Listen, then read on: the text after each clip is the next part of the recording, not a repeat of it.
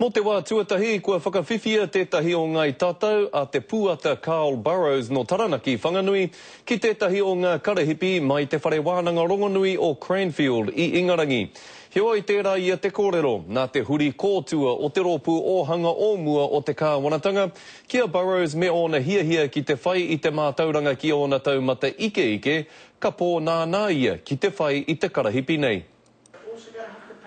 I roto i te whai i ngā taumata tike o te ao mātauranga Pākihi, me ona hua katoa, tūturu koia tēnei ko te huarahi kei mua i a te pūata Carl Burrows, kia mau ko te tohu NBA mō aua mahi. I've never worked so hard in my life, and also meeting a whole lot of different people from diverse all around the world. They come here and I've learned so much from them.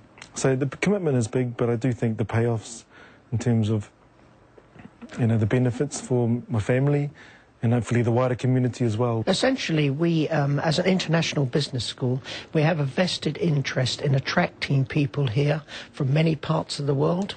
We like diversity, we value diversity, and it was pointed out to us that we did not have and never had a Maori student on the program, and that perhaps this was a short-sightedness on our part. Heoi ka tika hoki e rere ai te manu me whai huruhuru ke i te tuatahi. Te take nui kei mua i a te pūata Carl Burrows me tōna whānau i tēnei wā. A hakoa utua e te whare wānanga o Cranfield, te wāhanga tuatahi mo ana akoranga. E te kaumā iwa mano pāuna atua no te wāriu utu e tutu kia ai. A hakoa ngā ōwati a te hui taumata, ka tuku pū te āwhina atu mō tēnei. Engari ko te āhua nei, e kore taua ōwati e whakahonoretia. I was very disappointed.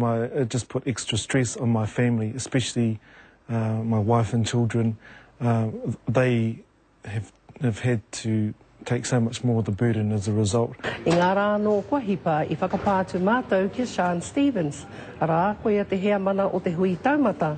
Engari hei tāna, a hakoa te ngākau aroha kia Carl Burrows me tōna whānau.